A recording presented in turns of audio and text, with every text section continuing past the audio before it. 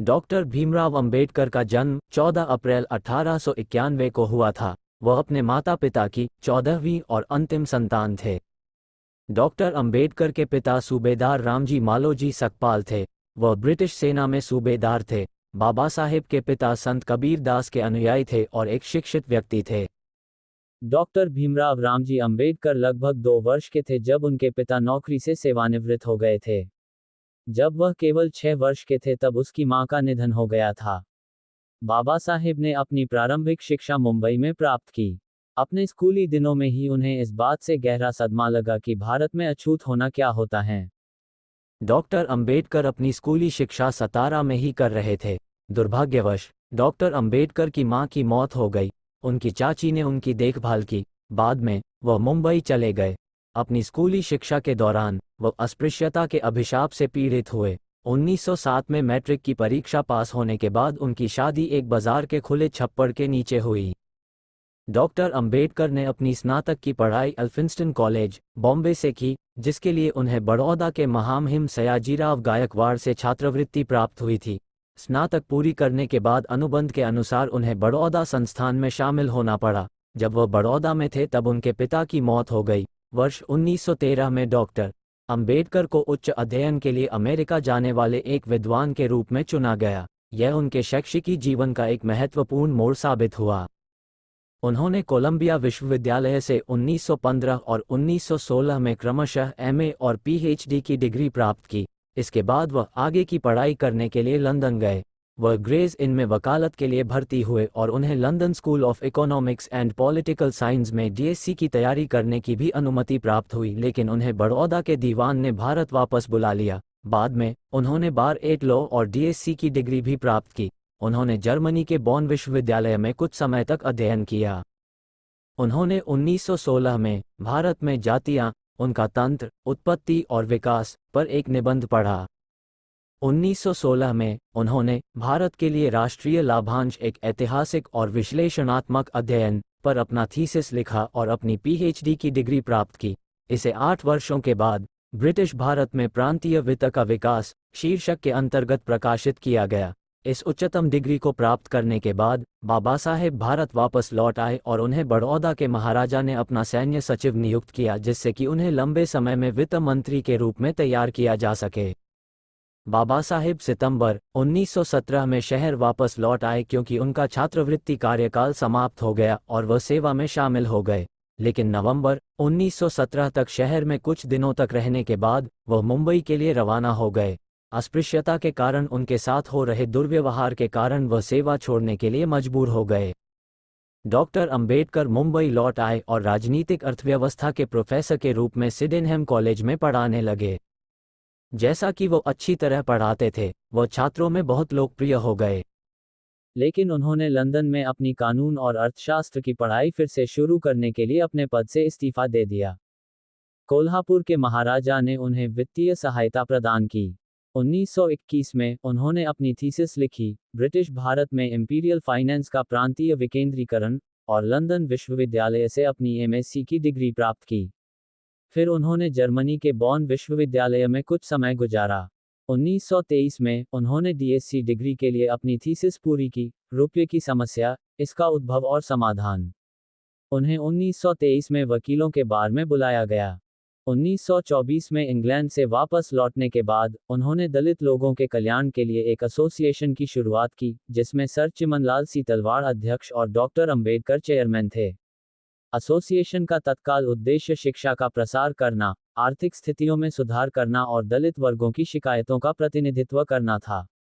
उन्होंने नए सुधार को ध्यान में रखते हुए दलित वर्गों की समस्याओं को संबोधित करने के लिए 3 अप्रैल 1927 को बहिष्कृत भारत समाचार पत्र की शुरुआत की। 1928 में वह गवर्नमेंट लॉ कॉलेज, बॉम्बे में प्रोफेसर बने और 1 जून 1935 को वह उसी कॉलेज के प्रिंसिपल बने और 1938 में अपना इस्तीफा देने तक उसी पद पर बने रहे। 13 अक्टूबर 1935 को दलित वर्गों का एक प्रांतीय सम्मेलन नासिक जिले में येवला में आयोजित किया गया। इस सम्मेलन में उनकी घोषणा से हिंदुओं को गहरा सदमा लगा। उन्होंने कहा, मैं हिंदू धर्म में पैदा हुआ लेकिन मैं एक हिंदू के रूप में नहीं मरूंगा।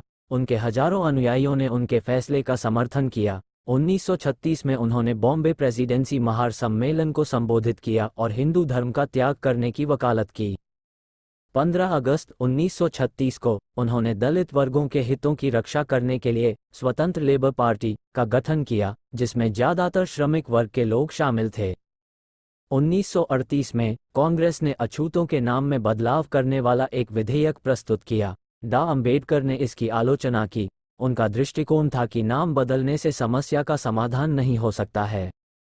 1942 में वह भारत के गवर्नर जनरल की कार्यकारी परिषद में एक श्रम सदस्य के रूप में नियुक्त हुए। 1946 में उन्हें बंगाल से संविधान सभा के लिए चुना गया। उसी समय उन्होंने अपनी पुस्तक प्रकाशित की, शूद्र कौन थे। आज़ादी के बाद 1947 में उन्हें देश के प्रथम प्रधानमंत्री श्री जवाहरलाल नेहरू के पहले मंत्रिमंडल में कानून एवं न्याय मंत्री के रूप में नियुक्त किया गया, लेकिन 1951 में उन्होंने कश्मीर मुद्दे, भारत की विदेश नीति और हिंदू कोड बिल के प्रति प्रधानमंत्री नेहरू की नीति पर अपना मतभेद प्रकट करते हुए मंत्री पद से इस्तीफा दे दिया। 1952 में कोलंबिया विश्वविद्यालय ने भारत के संविधान का मसौदे तैयार करने में उनके योगदान को मान्यता प्रदान करने के लिए उन्हें LLD की डिग्री प्रदान की। 1955 में उन्होंने भाषाई राज्यों पर विचार नामक अपनी पुस्तक प्रकाशित की। Doctor B.R. अम्बेडकर को उस्मानिया विश्वविद्यालय ने 12 जनवरी 1953 को डॉक्टरेट की उपाधि से सम्मानित किया। आखिरकार 21 वर्षों के बाद उन्होंने सच साबित कर दिया, जो उन्होंने 1935 में येओला में कहा था कि मैं हिंदू के रूप में नहीं मरूंगा।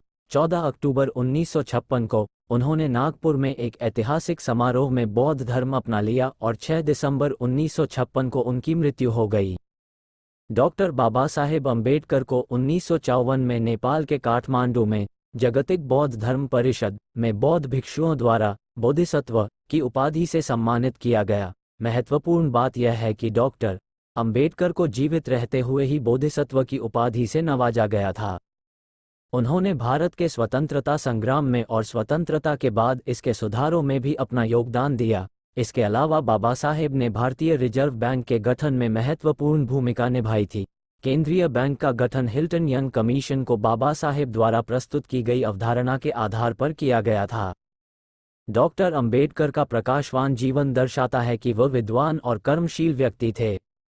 सबसे पहले उन्होंने अपनी पढ़ाई को आगे बढ़ाने में अर्थशास्त्री, राजनीति, कानून, दर्शन और समाजशास्त्र का अच्छा ज्ञान प्राप्त किया, जहां पर उन्हें कई सामाजिक बाधाओं का सामना करना पड़ा।